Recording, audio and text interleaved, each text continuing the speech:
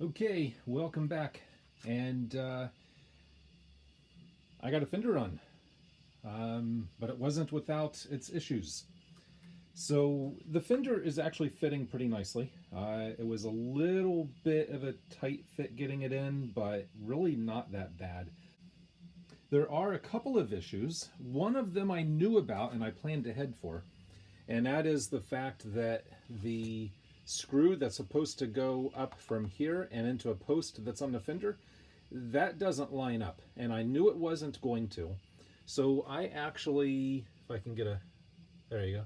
See, I drilled another hole in there, and what the inboard most hole is for is just to run a screw through the chassis frame and into the body piece, and the other hole is to actually screw into the post on the fender. And so there's actually now two screws up under here. And of course they didn't want to line up, so I had to tweak that a little bit.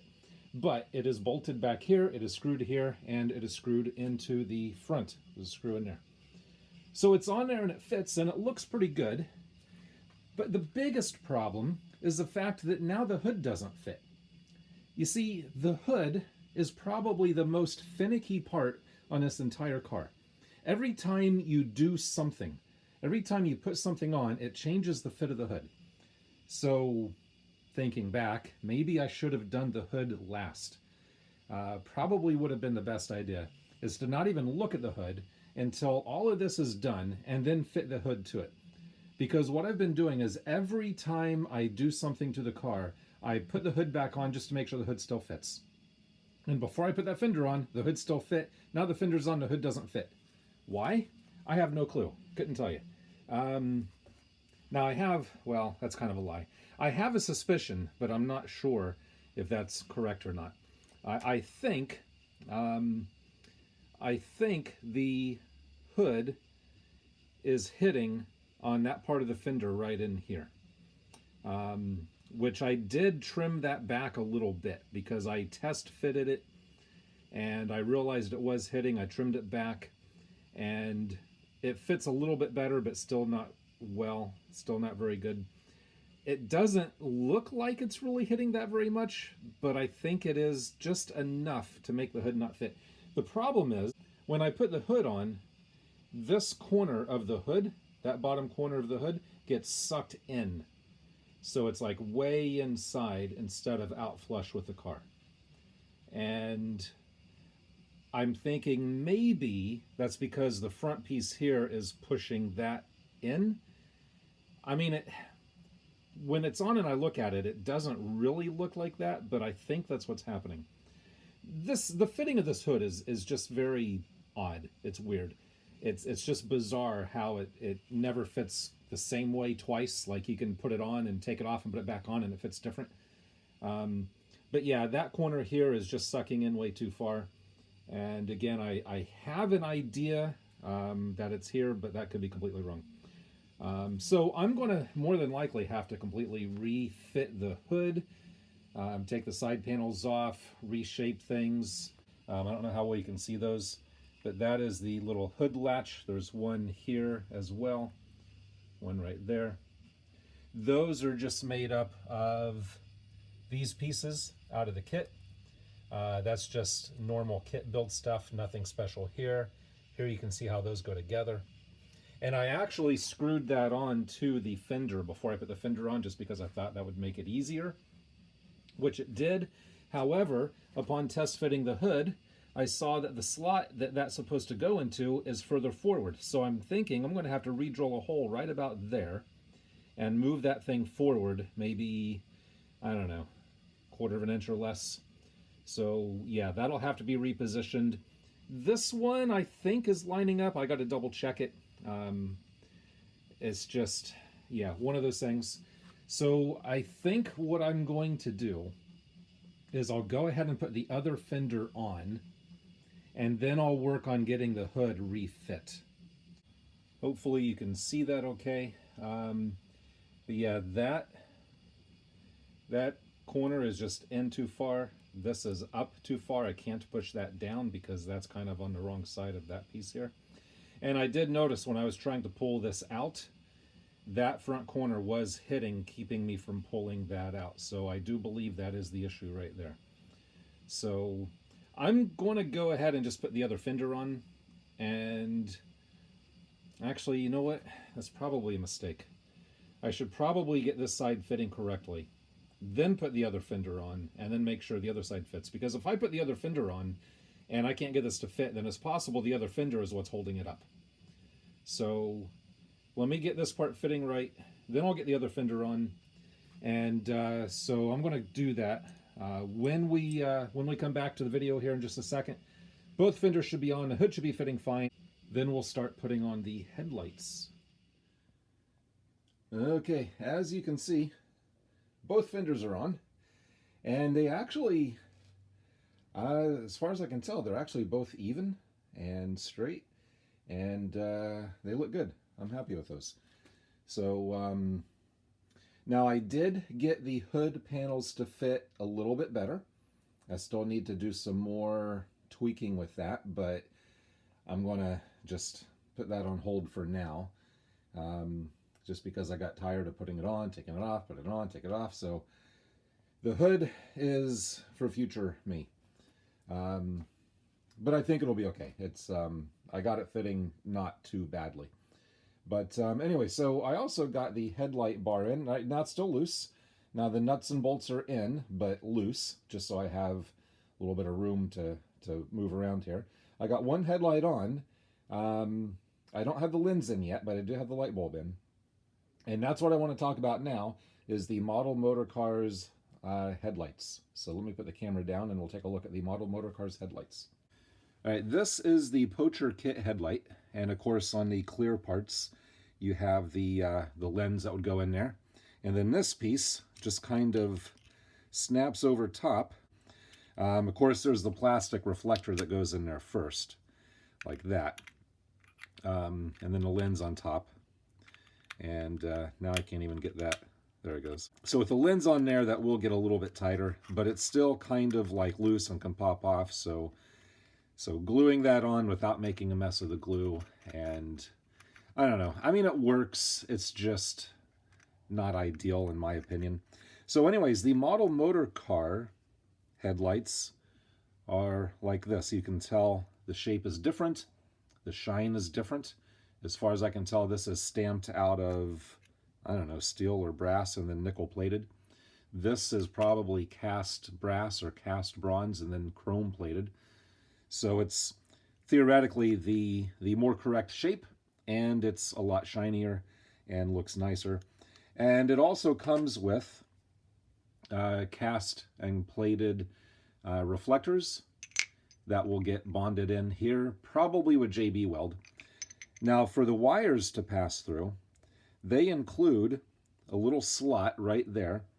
What I did was I opened up the slot quite a bit bigger, just so I would have much less chance of a wire getting pinched. So there's more room for the wire to go through there. And something I noticed before you start installing any of this stuff, you do need the kit piece here. That's part of the Pocher piece. On the Pocher parts, now see, I was talking about how loose this thing was, and there it goes. I was getting ready to say I couldn't even take it apart now. That just goes through here, and you put a nut on the inside, and you tighten the nut down. On the Model Motorcars part, that just threads right in here. It's already tapped. This is nice and thick, and that just threads in here. And something I noticed was that the threads are not pristine. I don't know if they got some contamination from the chrome plating process, but what I highly recommend before you start putting this onto the car is go ahead and get that started and screw it down in all the way. That'll kind of clean out and clear out the threads. So now you know it'll thread on. If you know exactly what the thread is, you could probably run a tap in it. But I am able to screw that all the way in, so I know the threads are good. And also, this kit comes with a new little lamp That is not an LED, that is a lamp. This is the Pocher one. This is one from Model Motorcars. They glow about the same color. The Model Motorcars is a little bit brighter, but one of the differences is, other than the shape, is when you look at it head on, this one looks a lot brighter head on, because with this one, the little glass point, the little glass piece at the end kind of gets in its own way. Now the reflector helps, but this is going to look a little better. Well, going to look a lot better. And with this, it comes with this little grommet. You're supposed to glue that little grommet on like that. And then when this goes into the reflector, that gets glued on something like that. Now personally, I didn't like just gluing that rubber grommet on like that. So what I did, I modified the grommet. See if we can get a nice close-up here. Here's the two grommets. So I modified, this is the modified one. And I need to do my nails. Basically what I did was I took some little scissors and I cut off that edge all the way around so it looks like that. What that allows you to do is that'll now sit in here very nicely like this. Otherwise, that grommet is just setting right on top. You can't really push it into the hole, because if you do, it'll squeeze down. The bulb won't let it squeeze down enough. I mean, I guess you could maybe force that down into the hole like that. Yeah, I guess that works. Let me see if the bulb fits. Maybe the bulb fits and all that was a waste of time.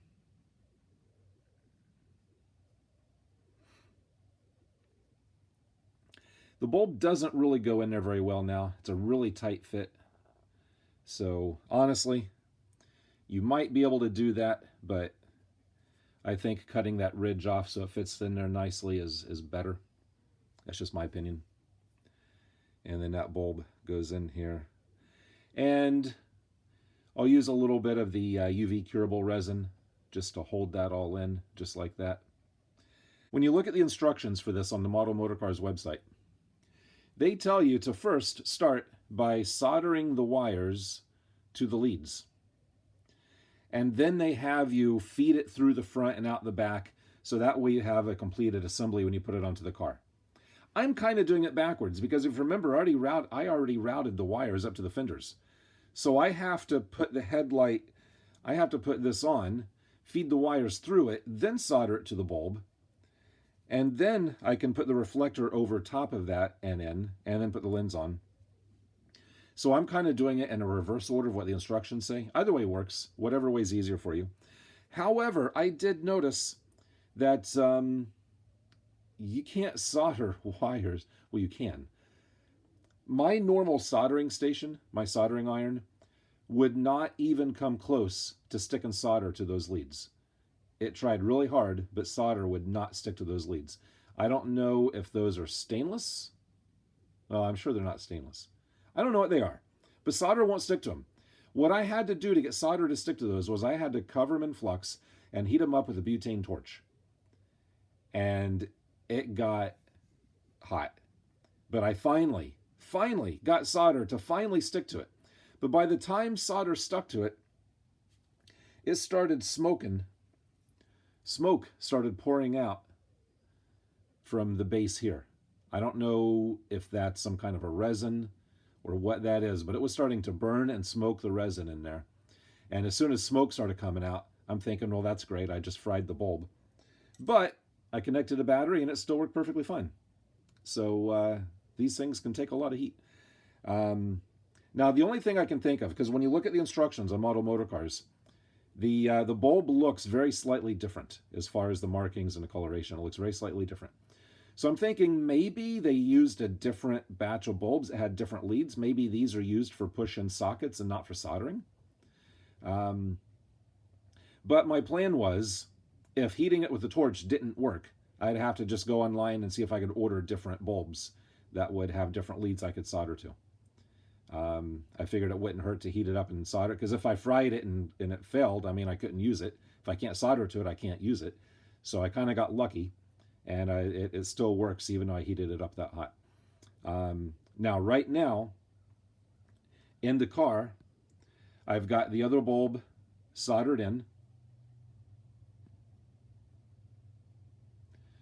I've got the other bulb soldered in. I do not have the reflector in yet, and I do not have the lens on yet. These are the lenses, by the way, which look really nice. I'm still debating on what kind of glue to use for those. They just kind of set in there. You got to glue them in. But I don't want to finalize that light until I get that one soldered on and see that it works. Because if I finalize this one and glue this one on, and then that doesn't, I can't, if I damage this one, then I'm going to have to order new lights, and to make sure they look the same when they're lit, I have to get two the same part number, I would assume. I don't want to have to worry about ungluing this and replacing that other bulb. So I want to get both lights working. The other one does work. I did put the key on and it does light up, so I'm fine with that. But basically, I want to get that one to that point, and then put both reflectors in, and then test them to make sure they still work. And by the way, I'll just glue these in with JB Weld. And I'll probably, I wish I would have thought of this on the other one, but I'll probably bond this one in first. So that way I can just pop it in there with some JB Weld and just let gravity hold it in place. But I'll need to make sure it's still possible to fish a wire through there. I might run a little thread through it so I can pull the wires through when it's done. I don't know, so I got to think about that. But I think it'd be easier to JB Weld that in place first, so I can just let gravity hold it there. The other one, I'm going to figure out how to clamp it or tape it or something while the JB Weld sets. But as far as the lens goes, I've been debating on what kind of glue to use for the lens. On one hand, I should use a mild, soft glue like, there's actually a glue for clear canopies. It's right here. There's this glue meant for clear canopies. I think it's just expensive Elmer's glue. I really don't know. But that isn't a really great bond. It's nice because you could peel it off easily if you had to. So if the bulb ever burn out, you can just peel it off easily. But I'm kind of concerned about it, I don't know, getting knocked loose or bumped loose or this thing falling off, because it's not a great bond. So I'm leaning towards the UV curable resin, because I know that's a really good bond and it's not going to get knocked off or anything. But then it'd be a really pain in the butt to replace the lens later. So I don't know. I'm still debating that. I'm still thinking about that. I'm probably just overthinking it. Anyway, so let me get the other light in, and I'll show you what they look like lit, and then I'll get these things glued on. And I think that's all I need to talk about for now. So let me get some more work done, and we'll get back to you here in a minute. Okay, so I've got the reflector in. The light is in. I just need to put the grommet in there and push that lamp back in there and set it in place and put the lens on, and it'll be done. However, there's an issue. Let me put the camera down, and let's talk about the little issue that I'm having. Okay, so here's the other one, and I bonded that in with, as I said earlier, JB Weld. And again, the slot in the side for the wires is going to line up with the hole here. So I made sure that I would still be able to pass the wires through here and then through, I don't know if you can see it, but the wire's in there. So what I can do is use little tweezers or a pick or something to grab the wire like that. So I can still pass the wire through. So the wires are coming out of the fender here. You know, I can still pass those through to solder the lamp on there. And I should have done that to this one. Because gravity was really fighting me with this one, because that reflector is fairly heavy. And I thought I could just tape it in place and let it set till the JB Weld set, but gravity kept wanting to make it pull out, and I couldn't get it in. There's really no good way to clamp it because of all the curved surfaces and wires hanging out. I couldn't really clamp it. So what I ended up doing was I stood this up on its backside, standing up vertical, and I had it on a very soft, cushy pad, and I had zip ties to the bumper mounts, tying it to a hook in the ceiling, and I let it set there overnight, and that did the trick. That gravity held that in place, and it's now centered. And one thing, it doesn't fit in there just perfect.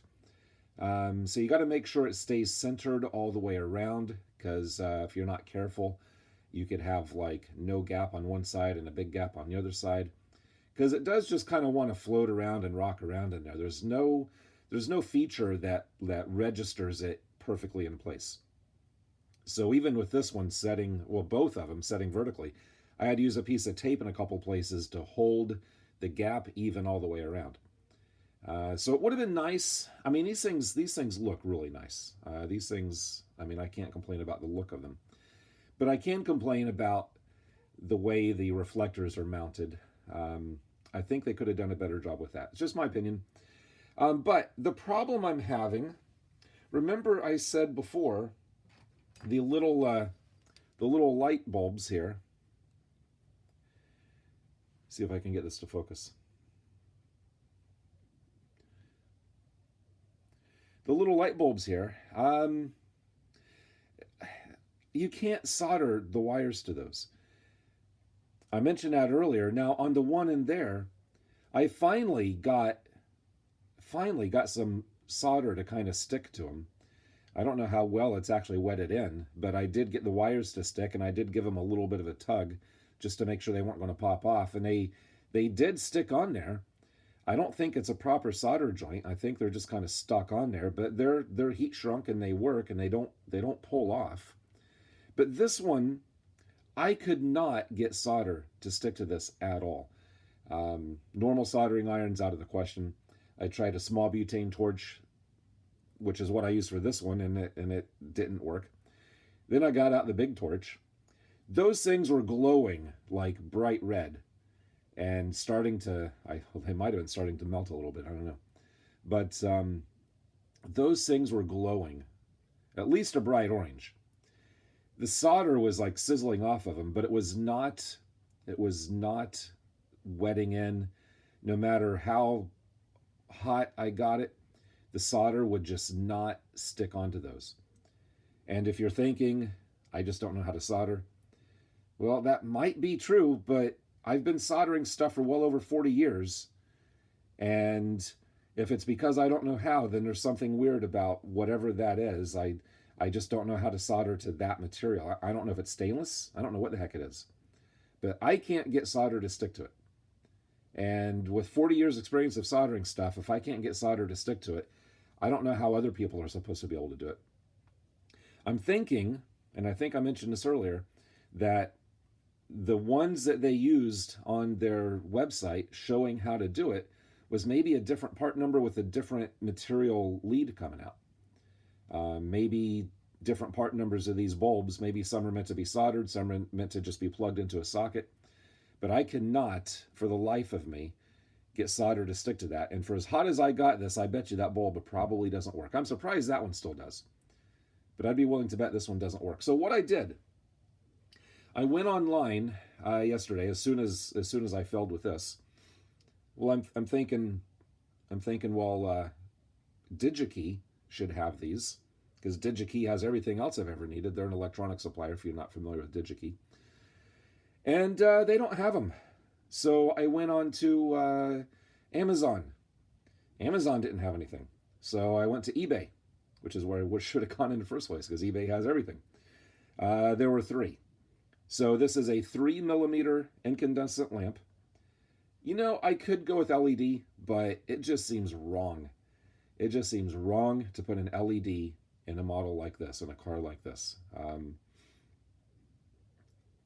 So there were 3 results for a 3mm, and this measures exactly 3mm, for a 3mm 1.5 volt incandescent lamp. Actually, there was only 2 results. Well, there were 3 results, but 2 of them were from the same seller. One was a pack of 10 and one was a pack of 200 from the same seller. But one seller was in China, one seller was in Texas. And I bought a pack of, from the guy in Texas, I bought a pack of 10. And from the guy in China, I got a pack of like, I don't know, 20 or 25 or something like that. And they were fairly cheap. Now, the ones coming from China, the leads coming off looked more like the leads here, little brass wires. And from the looks of them, shouldn't have any problem at all soldering the wires or soldering to it.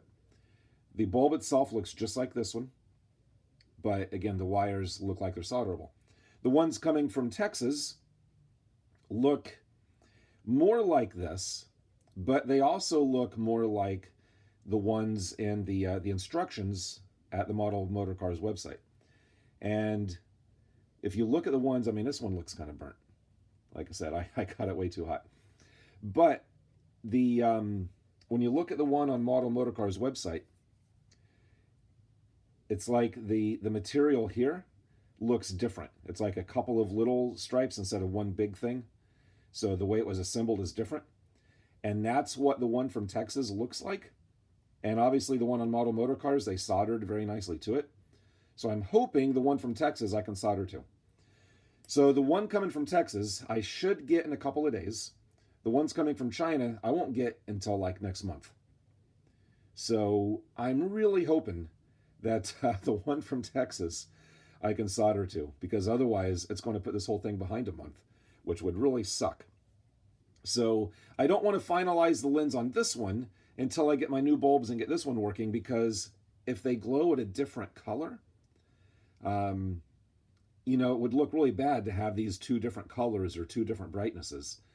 So if the new one does not perfectly match that one, then I'm going to have to replace that one, which is possible. There's enough slack in the wire. I can pull that out enough to cut the solder and resolder on a new bulb. So that's okay. It's just that it might put the thing back until for another month, which would just really suck, because I was hoping to have this done last month, and obviously that didn't happen. So, so anyways, while I'm waiting for that, I'm just going to go ahead and start building wheels. I mean, because the wheels are kind of time consuming. It'd be stupid to just sit here and wait and do nothing. So while I'm waiting for that, I'm going to start building wheels. And as soon as the bulb gets in, I'll finish up the headlights. And so for now, I'm just going to end the video now. This will be the end of this one. I have no idea what the time is looking like. It's probably way too long, just like all my other videos. But I'm going to end it here. And in the next video, maybe we'll be looking at wheels. Maybe we'll be looking at lights. I have no idea. We'll just kind of have to wait and see. So as always, until next time, thanks for watching.